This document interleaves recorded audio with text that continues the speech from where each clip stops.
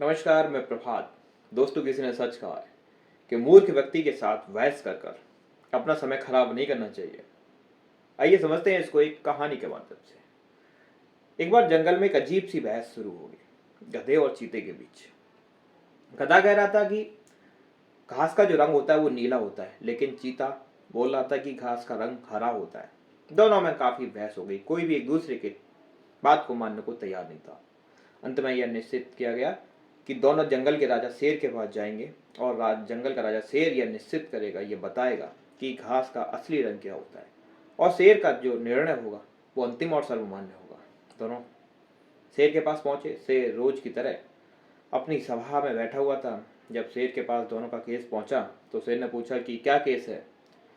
तो चीते ने बोला कि राजा साहब, देखो गधा कैसी अजीब बात कर रहा है, ये पागल हो गया है।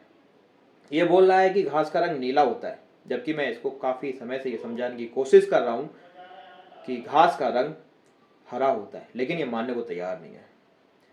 राजा ने गधे को भी अपना पक्ष रखने के लिए कहा। गधे ने कहा कि राजा साहब, मैं तो अपनी आंखों से घास को नीला ही देखता हूं, मैं चीते की बात पर भला क्यों विश्वास करूं। राजा थोड़ी देर चुप रहा और उसने फिर कहा कि गधे, तुम ठीक कहते हो। और चीते को उसने 30 कोड़ों की सजा सुनाई। जब राजा अपनी सभा समाप्त करके जा रहा था तो चीता शेर को मिला।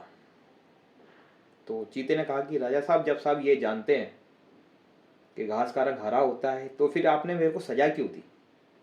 तो शेर बोला कि तुम चीते हो, तुम्हारी जो गिनती है वो बुद्धिमानों में होती है। गधा मंद बुद्धि के प्राणियों में आता है, जानवरों में आता है। तो आपको गधे के साथ बहस ही नहीं करना चाहिए। तुमको सजा इस बात की नहीं दी गई कि तुमने घास का रंग हरा बताया, तुमको सजा इस बात की दी गई है कि तुमने गधे के साथ बहस करके जो अपना समय बर्बाद किया है, उस समय की भरपाई नहीं की जा सकती। तो आपको मूर्ख के साथ बहस करके समय बर्बाद करने की सजा दी गई। आपको हमारा ये वीडियो कैसा लगा कमेंट बॉक्स में बताइए। बेल आइकन को दबाइए ताकि हमारी हर वीडियो सबसे पहले पहुंचे आप तक।